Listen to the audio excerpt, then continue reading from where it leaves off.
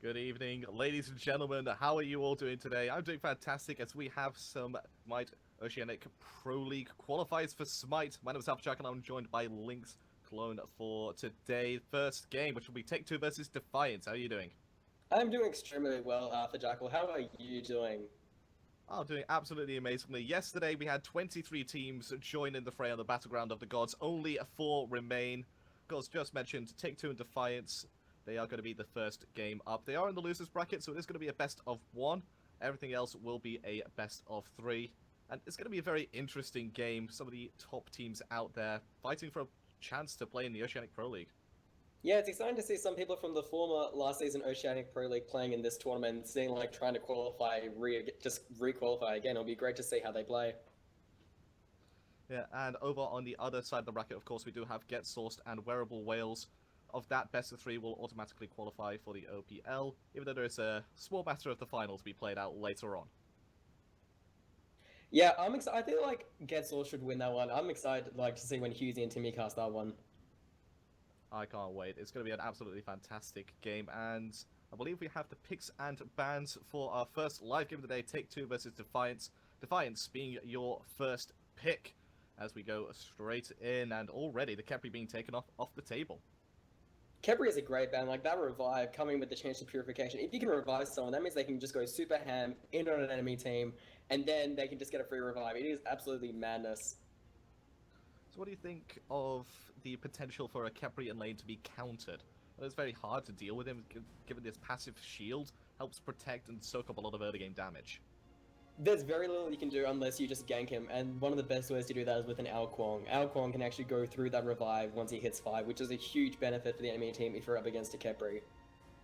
So Take2, they're going to have their first ban. It's going to be an Ares, actually. It's strange, considering you generally see from the Chaos side a Ravana and Ao Kuang ban. Those are the standard 2, and, well, it looks like one of them is going to go through at the very least.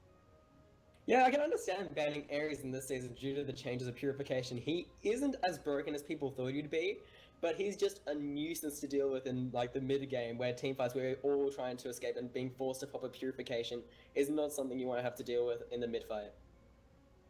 Yeah, well, this top ADC in the game, by most people's opinion, Chiron is going to be banned out by Defiance.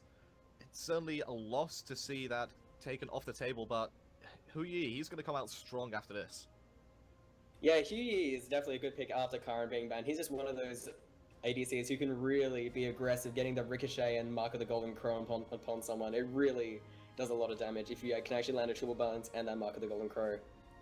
And given the tendency to go into kin size and a high attack speed build, the fact that he doesn't have that great of a natural attack speed really is a play factor to him. It really has shined this season. However, Take2, they're going to take off Tier off the table, blessing through both Ravana and Ao Kuang, guaranteeing that they can pick up at least one of them. Oh, that is actually quite interesting. I think it's still good to ban out Tier. Yeah, Tyr is one of those gods you definitely want to ban out just because his heal in this season, and also the fact that he's actually got a good passive that deals with the high CC of this meta is a great ban. And you can see instantly picked up his Ravana by Defiance. That's top solo laner out there right now. Doesn't really lose a matchup, and has incredible sustain and just a very annoying presence in that mid game and late game for the ADC. Absolutely agree. The fact that he can root you, he can slow, he can do so many different things in a team fight, and he is just so tanky, does so much auto attack damage. I don't know how the red team will be able to deal with it. Well, they may be able to deal with it with an Athena. Those taunts could prove valuable for the PL, and an Amaterasu. First time we're going to be seeing her in competitive play. What do you really think of this pick? Amaterasu is actually a pretty good counter Raven. You can actually silence him out of a lot of his abilities, and even though he can be damage immune, Amaterasu can do you can actually make it easier for the team to escape from a Raven or chase him down while he's trying to kick away. And with Kepri being off the table and Athena being picked up, that leaves Geb being the next best support on the table, and that's going to be picked up by Defiance. It's also going to be comboed with that Hun Bats for that jungle Fear No Evil. A lot of pressure going onto that mid lane if they can combo correctly. Oh yeah, Geb is a great pick to counter an Athena, because basically you can just cleanse off the taunt. That's what you want in a team fight. And with the Humbats, as you said, they have great team fight with the Fear No Evil. Plus the fact they already have a Raven who can start diving in pretty deep. That would be a very devastating combo if they can pull it off in the mid and late game. So what do you think Take2 are going to pick up here in form of a jungle role to try and deal with this Humbat and Geb pressure?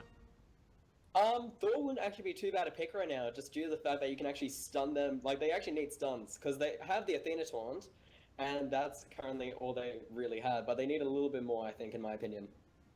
And yeah, looks like predictions do come true as the Thor is picked up. Let's go to the second banning phase. Shibalonke immediately taken off the table by Take2. Really want to have the favorable matchup in that late game. Yeah, Shibalanke, if he gets fed, he is a menace to deal with. 6 stacks with a ton of physical power behind him. He just hits like an absolute truck. And do you think, like, now they can actually pick into a less hyper carry kind of ADC? Potentially. I mean, these still on the table, considered by many to be one of the better ADCs out there. Outside of that, you have your Onhers for your early game, your Apollos maybe. But Huyi is still on the table, and he could be the pick that changes the way this game would go. As Yanis gets taken off the table, that mid-pressure going around the map is going to be taken off the table. Yeah, they needed to actually ban the Yanis there. They both have a Thor and an Athena for lots of global ultimates. If they had a Yanis as well, the potential for like global rotations is huge, and they just really wanted to shut that down as soon as possible.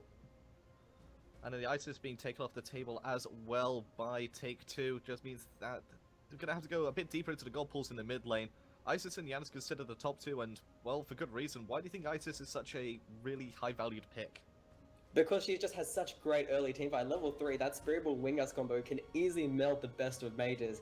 And once she gets a fully Doom Orb stack, plus the Circle Protection, you are going to have a very rough teamfight fighting their team. Unless you have something, maybe even an Odin might not be enough to deal with that kind of pick. Well, an Odin would be a good pick against Isis, considering the Circle Protection does a lot of damage and also heals up the team and Isis as well. And if you can't get that burst heal, there's a lot of potential to really just burst down the Isis before she can affect the teamfight the way she does. But going back over to the final ban, this time by Defiance, it's going to be that Neath taken off. So 2 ADCs being banned in the second banning phase. Huyi still up for some reason. Yeah, it'll be interesting to see if they actually pick up the Huyi or not, or if they go something completely different and just mess with us. Like, possibly because Medusa is still available as well, which actually wouldn't be too bad a pick as well. I mean, yeah, going into a combo with an Athena as well, if Take2 elect to take up a Medusa, the taunt into the Stone Gaze combination is one that you have to use beads for, and with Purification being on a higher cooldown, was back in Season 2, that combo becomes a lot more valuable.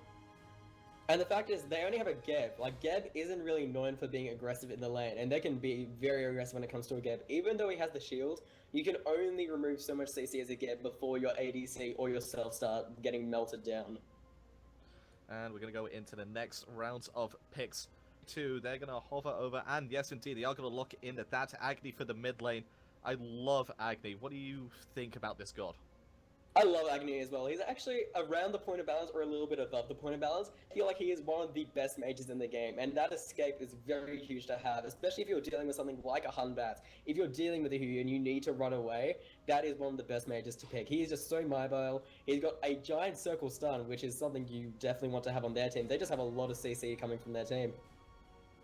So I can sort of see them not picking up a high CC, more late game focused ADC as their final pick, but it's an option back over to Defiance for their final 2 picks.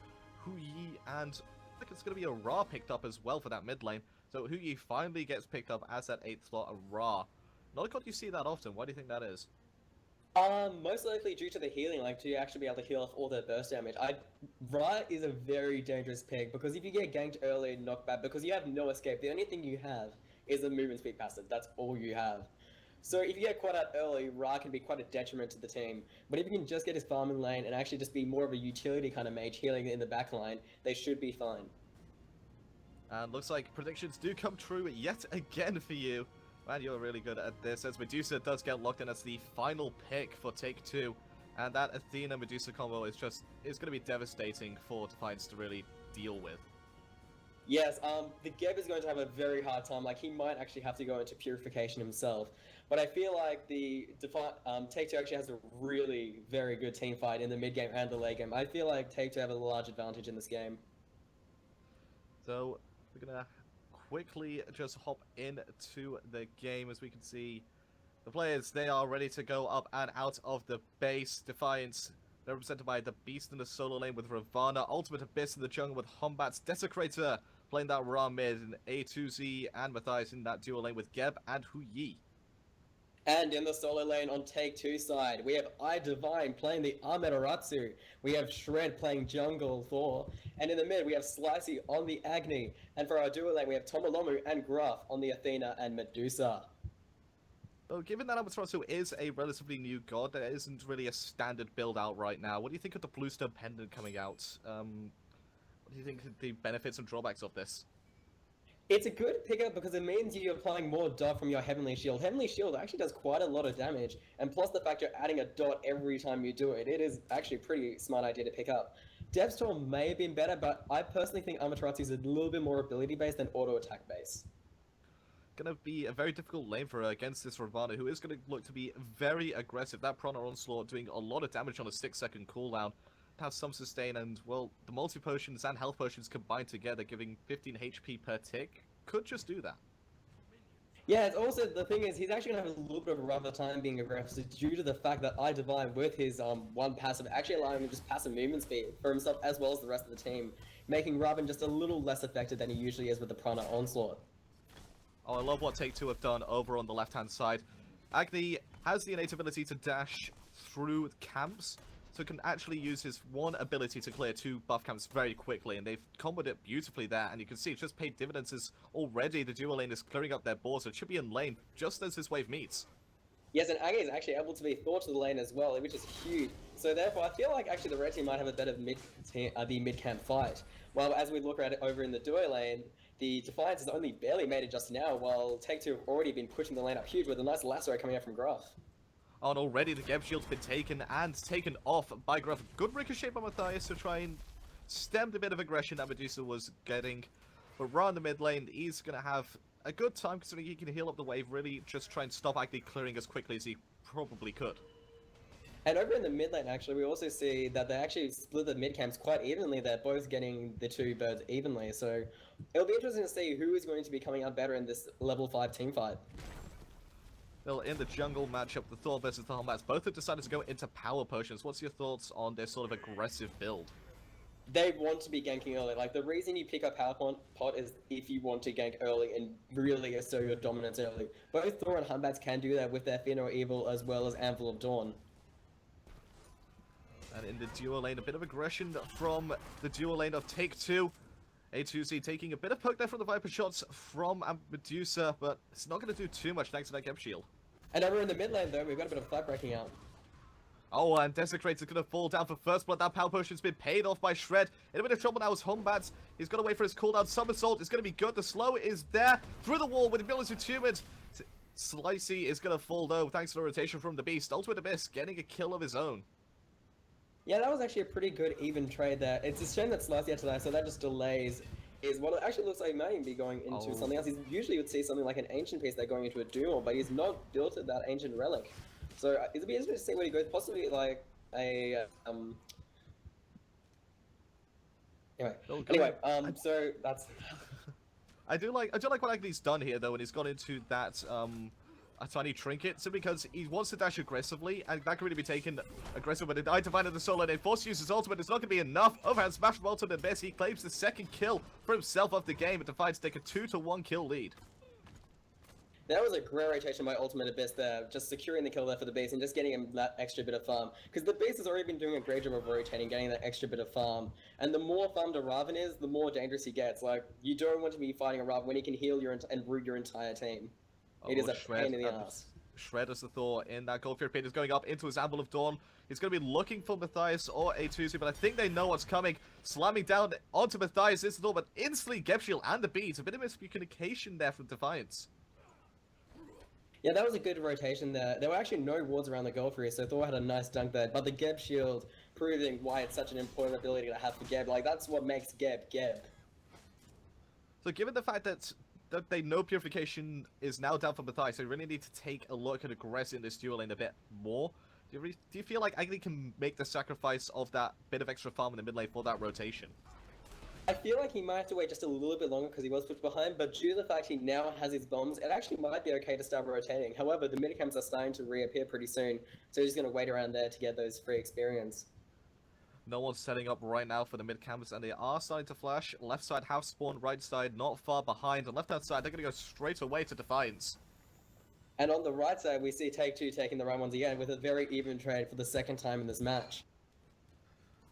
Oh, Hornbats right now, he has access to his Fear No Evil. Level 7 is the Monkey Howler God. And he's going to be looking very, very aggressive on these rotations, especially if he knows beats are down on someone. Yes, if Geb can get off a nice blink and actually get a good Cataclysm off, plus the Fear No Evil, that is a combination that will definitely make it harder for the Take2 to actually deal with. You can see Ra right now, he's not in the mid lane, he's actually clearing up these little fire elementals over on the right-hand side in the Fire Giant Pit. Personally, I don't think that it's worth trying to keep them down constantly. What are your thoughts on them?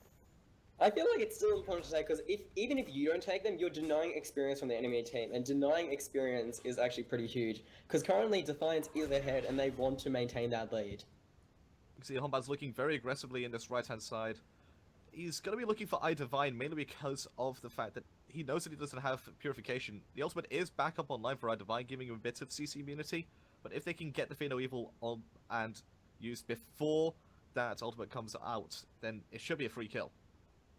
Oh yes, that Fear No Evil is one of the best CCs in the game, just pushing people and forcing them to run away from wherever, and especially if you place it like so you can force them towards you, that is a very huge advantage, especially against Amaterasu, who actually has quite a good escape. So what do you think of the Ra combo potential with this Honbats? Basically set up for the Searing Pain, force them to run back in a straight line, Searing Pain comes through, and then you can easily drop the Hui Suns on top of them as well. Oh, Hui's making a rotation to mid lane now, is he? And he could potentially do. I mean, he's probably does have the pressure in lane. He is 100 gold ahead of the enemy Medusa, who has been forced to back to base. So he's going to go back. He's going to go back to base just in a second. There is a wave coming, and I suspect that he should really stay for this. He does have the goal to finish up his Transcendence after this next wave. Yes, once he builds the Transcendence, he can actually do a tiny bit of rotation. Hui actually has a lot of ability damage, even early on, combined with the Ricochet, Mark of the Golden Crow, plus the Sunbreaker. So it'd be interesting to see if he stays in lane, just farms up his Warrior Turbo, actually starts doing a tiny bit of rotation, and then returning to lane. So we see two different styles coming out from different support builds. Sorry, coming out from the supports. Cooldown boots instantly in from Geb, and then just boots and going straight into a Wingblade, it seems, from Tomolumu. What do you think of these different builds? What's the strengths and weaknesses of each of these? Well, the thing is, Geb wants to have his cooldowns as low as possible so he can do more Cataclysms, more shields, and more shockwaves, which is quite important. But Athena, realizing there's actually quite a few slows on the enemy team. They got the Beast, they got Ultimate Abyss is slow. You've actually got Desecrator also has a slow from the E2, as well as the fact that Matthias has a slow coming out from the Sunbreaker, so you actually really do need a Winged Blade. And that's the whole point of that 300 health. It's very hard to build health and protections these days, so getting that early 300 online is fantastic. It really makes you a bit harder to kill, especially with the curse already on Tomolumu. You know who that's for. That's for that Ra in mid lane. Oh yes, you need a shutdown Ra early. You don't want to be healing, because it's actually quite a big circle, so that heal can really change the swing of a team fight, because it damages and heal, so it actually does double the damage if you think about it, because it's both healing your own team and then taking away life from the rest. I think it's great that she picked up that Winged Blade, just to also get that crowd control reduction, dealing with the fact that both they have Hunbats as well as a Geb Cataclysm, which are both very powerful CC. So if this game does manage to go into the late game, 30, 40 minutes in, which team do you think would have the advantage in that stage? I feel like personally Take2 has a great advantage, just they have that better team fight. They have the Medusa stun, they have Athena Taunt, they have Agni Bombs, they have Animal of Dawn, and they have Amanaratu's ultimate, plus the movement speed buff. I feel like Take2 are going to have a very easy mid-game. Well, we're going to have a quick break as we wait for this pause to get past. Be sure to stick around, we'll be back shortly.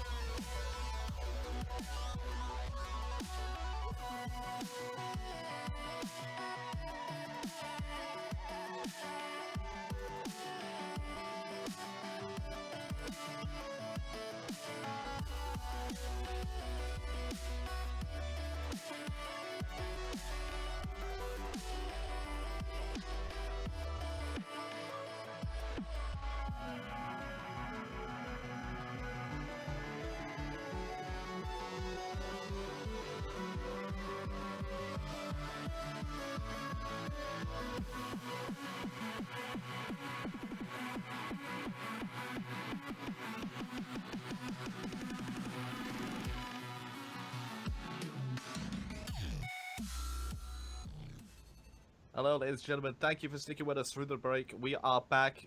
We aren't exactly where we left off, but we're close enough to the point where it's just exactly the same as iDivine taking a lot of damage already in that solo lane. And as iDivine being forced back off there, actually popping into the power stance for his one, just staying back there, farming the wave and just making sure he stays safe as Raven goes to farm his XP camp. So what do you think of this Doom Orb rush by Ra, given that he is in the mid lane with no sort of dash or leap to help him escape? It just allows him to do a little bit more damage with that Searing Pain, because if they can set up the Cataclysm Fin or Evil Searing Pain combination, they will be in a world of hurt. That might be the only way Defiance can actually win that game. They need to land the Searing Pains. And if the Searing Pain is enough to finish someone off, that is a huge difference in a team fight. Already a lot of Sentry Wards have been coming down from Take2 in this Gold Fury side of the map. They really want this vision, especially on this Thor, considering his Amble of Dawn, that global pressure, could really just hurt two lanes at once.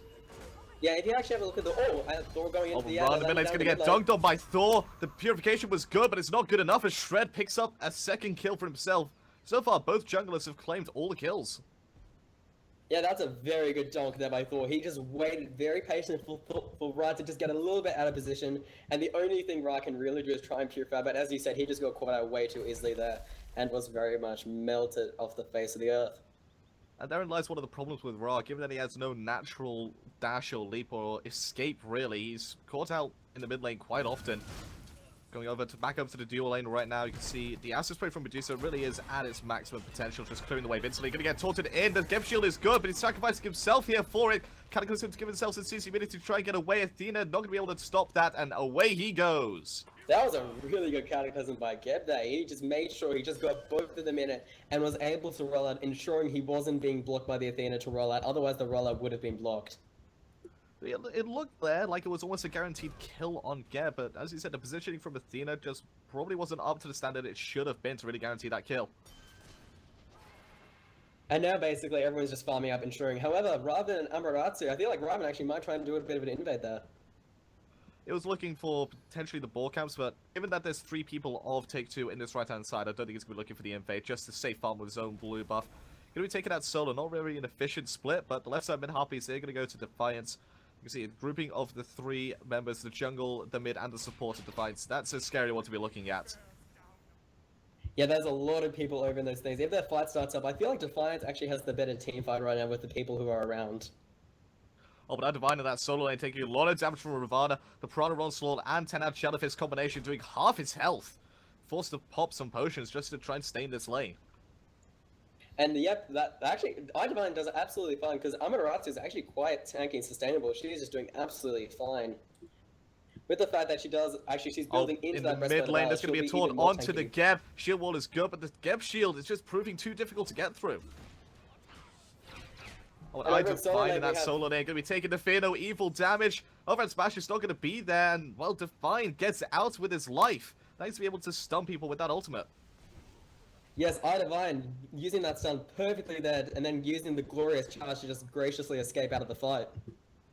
And he actually did make a small rotation to try and catch out that Ravana, but that overhand kick giving him CC immunity and damage immunity just means that Agni doesn't really have a way to stop him and lock him down. So hovering around the jungle, he's looking for a gank somewhere. I don't think he's going to be able to find anything though. Actually, if we have a look at the play damage shot, Raven currently is topping the charts by a massive amount, by over like 3,000 damage at most. That's a huge amount of damage increase, and that really shows you the power of Raven even early on. Do you think the scaling's a bit too high on his Piranha Onslaught, or do you think he just needs to nerf the cooldown? Well, if you actually remember, like the patch notes that's coming next, they've actually reduced the cooldown of Piranha Onslaught. They haven't changed the scaling, but they've changed the cooldown, so it's a much higher cooldown, which is one of the most annoying things about Raven, is the fact that he can slow you so constantly. So it's actually good they're changing that, but they might even have to change some scaling later on down the line. Ultimate Abyss and Gruff do beat each other in the middle. As Ra in the middle lane going to be taking a lot of damage here. The Agni is going to not claim the life. It's going to go to Tomo Lomu instead. Getting a kill as the support. That's going to help accelerate the farm just a tiny bit. Yeah, she's already got the Wicked Blade up. I feel like she's going to start going very soon to the height of the ocean, and as soon as she can get that up, the more passive physical and magical protection she can get up, which is a very massive advantage in a team fight, due to the fact that Defiance has a lot of damage coming out from them as well. Agni with the bomb with wall, not going to be able to connect with anybody, but a major factor in that fight is the fact that Athena did not have to use that weakening curse.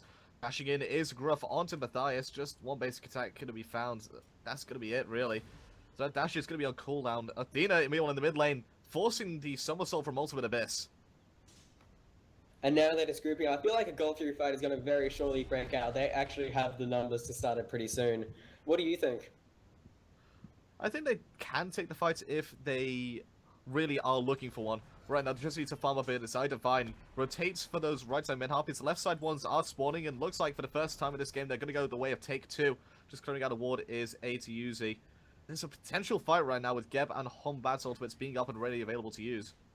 Everyone's ultimate is up, so you're absolutely right. Like a team fight could break out at any time, especially the fact that Shred as well as Tomolome can really just dunk onto anyone they see fit. So out of these two teams, which one do you think has the better secure on this Gold Fury? Given that there isn't an ISIS in the game, so there's no real clear winner at this point. Personally, I feel like Take2. Because they actually have a lot of giant circle. They have the Agni Bombs, they have the Athena Ultimate if they need to rush to it from a far distance away. They have Amaterasu to help with the actual physical power buff as well as or they need the movement speed. And Thor just actually has a lot of damage coming from the Berserker Barrage and the Monyoza tournament. Agni has sacrificed a bit of damage in his build right now. He's gone into that Divine Rune to give himself some anti-heal. But in turn, this will actually help out his team massively. The siege potential from Ra in that mid and late game, thanks to his heal, is monumental. This Divine Rune should help curb that a bit. Yeah, with the appeal of the Divine Rumor and the Awakening Curse, I feel like Ra's impact is going to be greatly reduced in these team fights if both Agni and Athena are present for the team fight. So he's gone into the Doom Wall, but then immediately into the cooldown boots. Given that he has no pen, how do you think this will affect his damage output?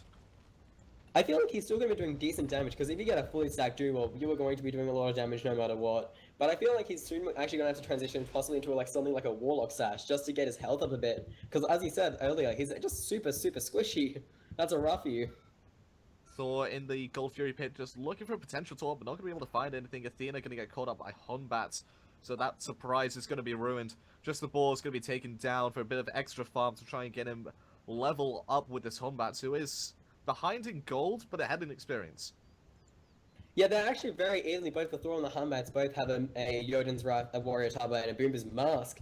However, as you said, the Hunbats is actually a little bit further ahead, able to pick up his second relic of Blink, which will be huge in the team fights to blink in and get the Fino Evil but before Athena in the mid lane going to find the taunt onto Geb, was looking for the Hunbats as well, but just couldn't find both of them at the same time.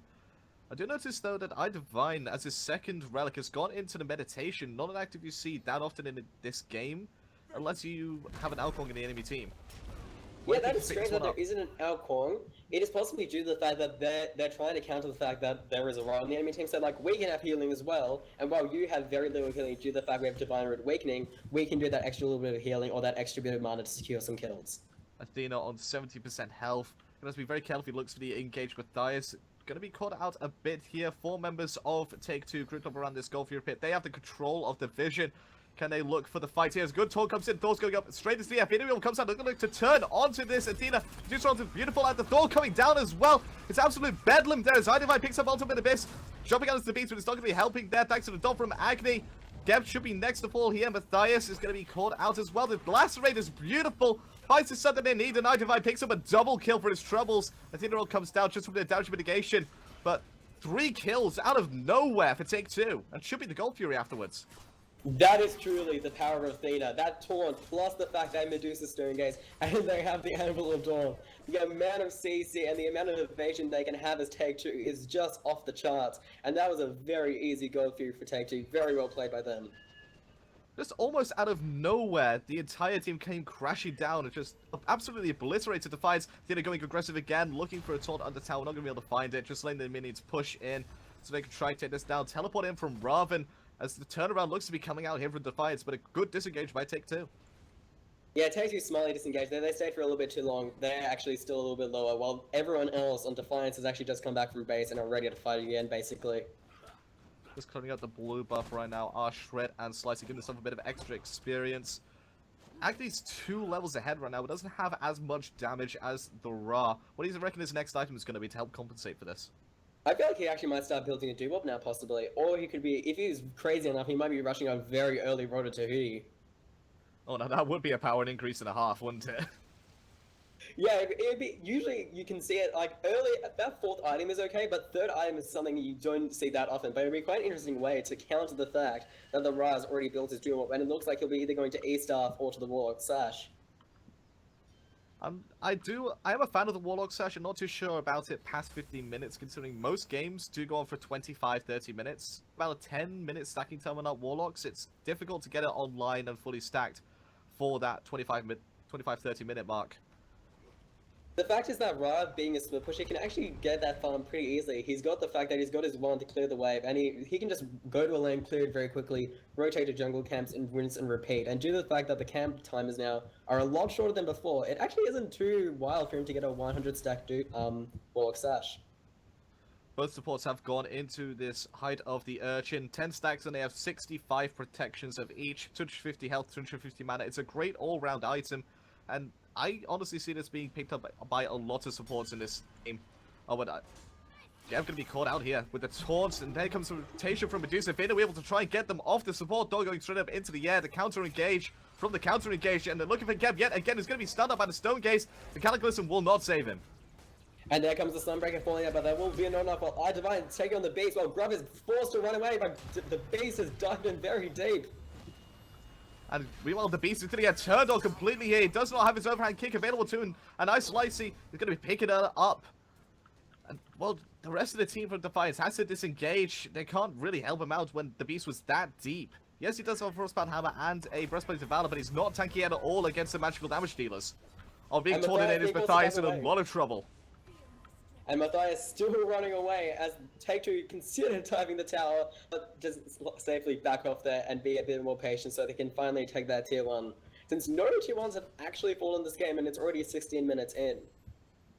Well, there could be a bit of a change here as Take2's Shred. He's going to go over here and shred this right-hand tier 1 tower, adding 500 gold to his team's coffers and extending their lead. If we take a look at the graphs, you can see it's 6,900 experience and 5,000 gold in the lead.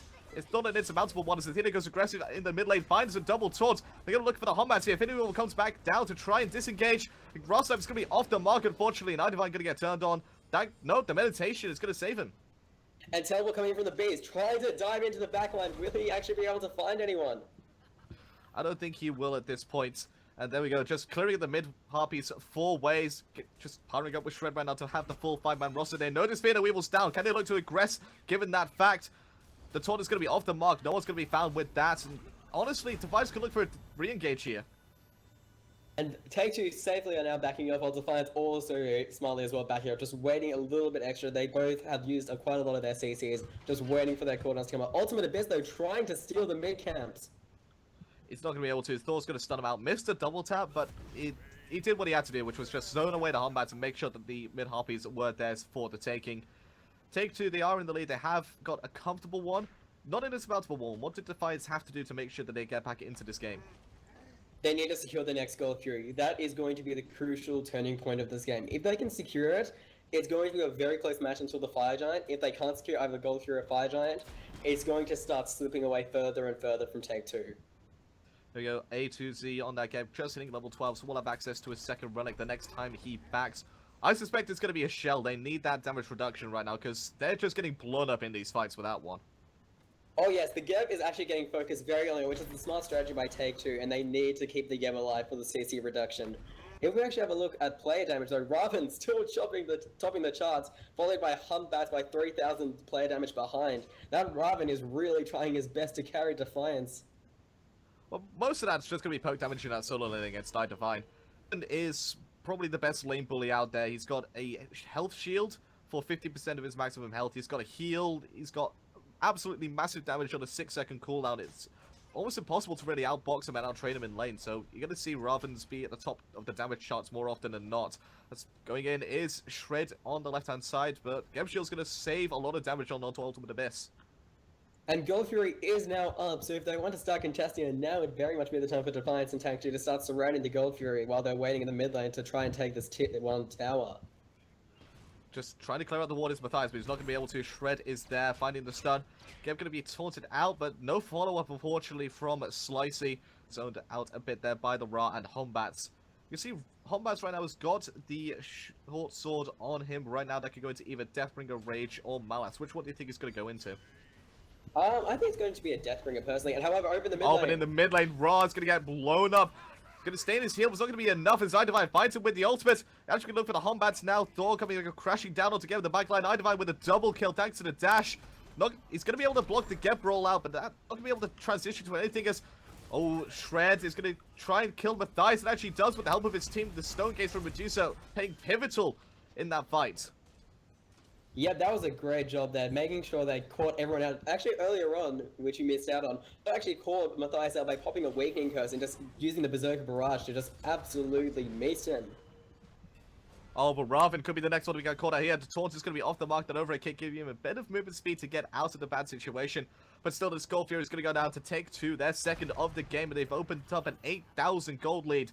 The Beast going to have to run away. Yes, he's Ravana, but he can't fight 1 versus 3. Yes, once you start seeing charts like that, basically my rule is about once you go above 10,000, things start to become a lot harder for the enemy team. And now they're going to take this tier 1. The gold lane's going to go further and further ahead as Take2 surge into the lead by a huge margin. A surrender vote coming out right there. Pretty sure it's going to be on the side of Defiance. They are 2 kills to 11 down. Both those kills going on the Humbats. And, well, it's a very late Warlock Sash coming out from Ra. He's not going to be able to stack this up very efficiently. He's only got 2 stacks in it 21 minutes into the game. I think he should have been going into a it's a bit too late instead. for Ra. Sorry, it's a bit too late for the Ra to be stacking now. I feel like by the time he's gone up, the game is already kind of lost with him. By the time he gets the Warlock Sash, their time may possibly already be dead. So I don't know if the Warlock Sash is going to help. And due to the fact he keeps dying in these team fights, the Doom Orb just keeps losing stacks upon stacks. But do you feel like it should have been an Ethereal Staff instead? Yes, you get less health from it, but it's just instant health. You've got it in your hand the second you buy it. I feel like he definitely should have gone into the E stuff and the Switcher. If he was ahead, I can understand the Warlock Sash, but due to the fact they are so far behind, he doesn't have much of a chance to stack. Even though he can go into the jungle, he can clear lanes, he's just going to keep getting... Every time there's a team fight, he's going to keep dying constantly. Taunt coming out of the mid lane. Level 13 Gear being taunted out into a level 14 Athena and a level 20 Amaterasu. It's not a good situation for him. His Gift Shield was used early, but it's going to be back up off cooldown in the next engagement. Ultimate Abyss taking a double tap for his troubles. 30% HP taken away. And I believe the dive's about to come out from Tomolulu. He's going to be looking for the taunts at some point. Shred actually going behind the tier 1 tower, see if he can try and catch out, as well as iDivine's going cheekily behind. Will he be able to catch anyone out? Oh, this is just a classic pincer movement. iDivine gonna go in. Tomalula gonna totally get ultimate miss. Thornton's actually gonna miss absolutely everybody. They're looking for the Hombats. They can't seem to find him, but they're just gonna get out instead. The Beast and Natsuzui trying to just zone as best they can. Shred just about dodging that Rust Knight. The meditation from Amaterasu keeping everybody alive and well going into this next siege for this tier 2. That was still a huge amount for Take2. Take2 still tearing the tower. Matthias, he's got that Aegis pendant. Ultimate coming out from iDivine, looking for a lot of damage. Gonna find the stunners, the ultimate Abyss. Zoning out 3 right there. Rather than Geb, they can't hold the front line to themselves. Almost dying there to the dot from Bluestone. Once the Geb, the Beast, he's gonna have to get out of there with overhead kick, and he does so successfully. The tier 1 was taken, but the tier 2 successfully defended. Like, Beast there, that was a great job teleporting in there. Actually saving that team fight, because I feel like if he hadn't teleported in, that tier 2 would very much be gone much more quickly than that. Do you think the Beast can actually carry this game to the very end and actually carry Defiance to victory? He has to try and do a better job of trying to zone out this Agni, because he's becoming a major problem for Defiance. Especially considering right now, you can see he's got that lost artifact, into that restored artifact, sorry. And he's going to go straight into that Rod Hootie after, which will give him a lot of power on top of this Doom Orb. It's going to be almost impossible to deal with him once he gets that item online. Yeah, the problem is with Raven, he only has a Brute, it's not a cripple, so Agony can just dash away. That's the hard part of securing down an Agony. They have no sort of cripple. They have stuns, but there's not that many, they're all in the ultimates. And Humbat's only recently got his ultimate back up. HEZ also has an ultimate, but that's basically it. Well, right now, Humbat is using his ultimates defensively in most cases, and that's just because of the aggression from Take2.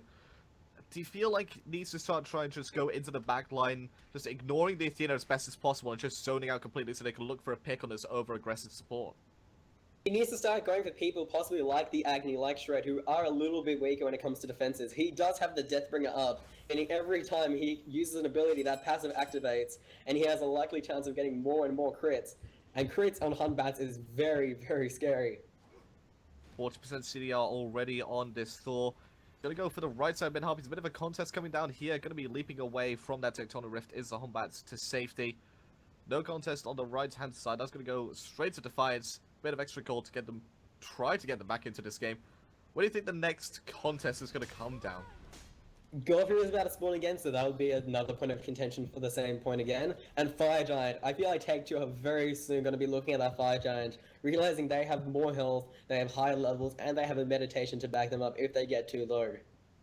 Well, if we have to take a look at the water place, you can see the top 2 are the supports. They're followed up by the Medusa. The energy is Matthias going to get taunted out, going to be receiving a Geb shield, and again using the purification, despite the fact the cleanse was there. Defiance really need to shape up their comms, because that's another miscommunication which could ultimately cost them.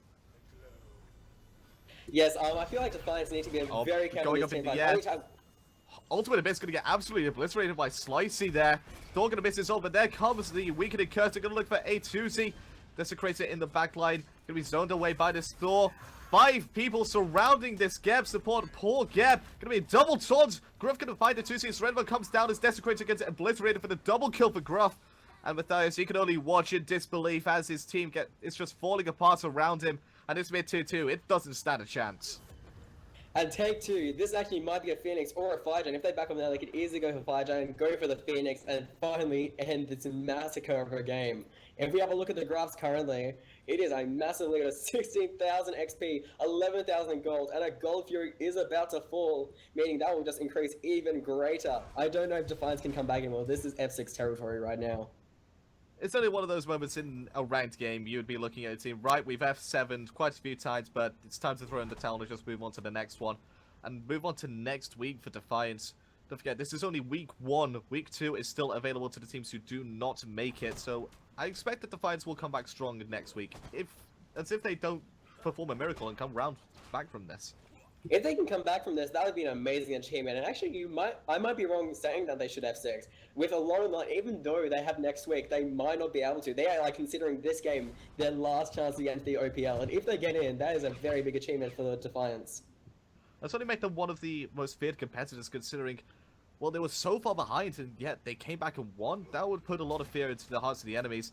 But it's going to be very difficult. They need to start shaping up. They need to look to take better team fights under Phoenixes, potentially. Give up the left tier 2. Even if it does give them 1,500 gold less in terms of a experience gap.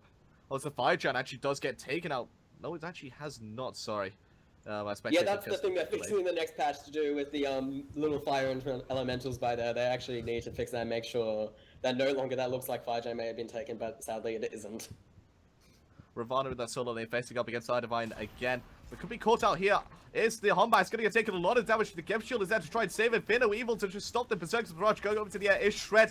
As well as Divine is the ultimate. Divine picks up Ultimate Abyss. Coming down on top of the battlefield is Athena. Good luck for Matthias, who's popped this actuator. It's not going to be enough though. And down he goes to Divine for that double kill. Meanwhile, Geb taking a lot of damage. Gruff picks him up for his kill. And now there's just 2 people left.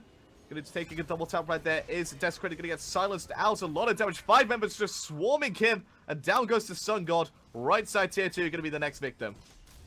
Yes, basically the problem with Defiance right now, they're trying to take team fights 5v5 when they're behind. They need to stay back, stay on the Phoenix, ward up as much as possible, and not engage. They just keep engaging, smashing their head against a brick wall, hoping eventually something gonna happen.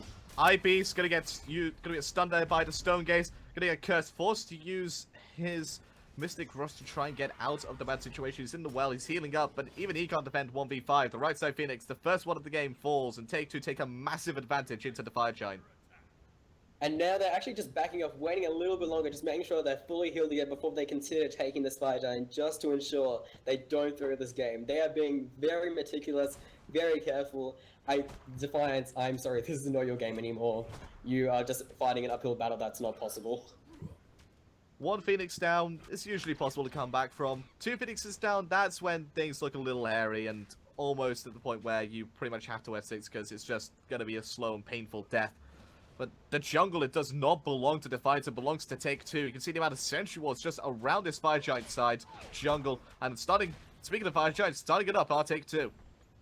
And Shred and Divine is waiting for Defiance to try and intervene, and they zone around trying to go on rather. Oh, with Desecrator taking a lot of damage down. Comes the ultimate from Amasrasu. White slicing over the wall with the Agni bombs. Gonna kill the Rock. Gruff kills Geb in the meantime. And just getting a good position there. Shred with his ultimate.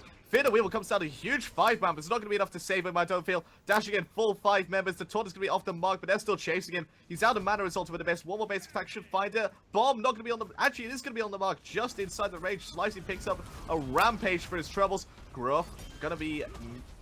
Let's just avoid that stun. Matthias and the Beast, they're the last 2 remaining. Can they defend? I don't think they can. The Beast actually able to overhand kicking that Stone Gate, they're dodging the stun as well, but they take the second Phoenix of the match, and they are now rotating all the way over to the final tier 2 in the duo lane, and now they might be looking at our 3rd and final Phoenix. Well, if this 3rd Phoenix does go down, that is F6. Defiance will not be able to come back from that. The lead will be too great at that point. Not going to be stunned though, as Matthias into that dive bomb just in time. What do you think about this, as he goes into the air, what do you think of the Magi's Cloak coming out from Thor going into that Magi's Blessing? Well, sadly, we weren't going to see much coming out from that due to the fact that Defiance has surrendered. Take2 will be moving on to the winner of Get Source and Wearable Whales. So, they have their shot right now to get into the OPL. They just have to be able to take it. Well, Defiance, they put up a good show. They managed to stay relevant during the early game. Actually managed to get first blood, so I can see them coming back next week even stronger. Well, I don't know about you, but I think my MVP of that game has to go to the Athena. 013 Tomolomo. If I could get that name right for once today, that would be absolutely fantastic. It's just so aggressive with the Athena. Just using that taunt on cooldown constantly and instinctively, really setting up a lot for the team. It really does show why Athena is the most feared support in the Season 3 meta. Taunt is just up so often, and the fact that Purification has changed, their team just didn't have enough crowd control reduction to be able to deal with it. Even with the Geb, their team just didn't have enough scapes, enough CC immunity to really deal with the brute force of Athena, Medusa, and the rest of the team. Credit does have to go to Shred though. He did manage to put the Agni into a winning position and put this Ra and this Hombat a bit behind in the early game to make sure that Athena could not get blown up when going aggressively under the towers. It was a good game from Take2 and they played it perfectly. Yeah, Ra felt kind of like the Achilles heel for Defiance there. He kept getting, as you say, he got killed very early on, and they straight away bought anti-healing to make sure Ra had zero relevance in that game. I don't think I really saw many Searing Pains come out. All I saw him do was running away, trying his best to survive. So what do you think pick should have been instead of that Ra to really just cement this team and give them a better chance next time? Something maybe like a Poseidon, anything. I think a lot of stuff, maybe even a Scylla, just something, anything that had a better, some sort of even more movement speed and escape of some kind to deal with the fact that there's such high amount of CC. Ra would just isn't ready to deal with CC. The best he can do is move slightly faster, but there are so many slows coming out that slightly faster move speed is just not enough.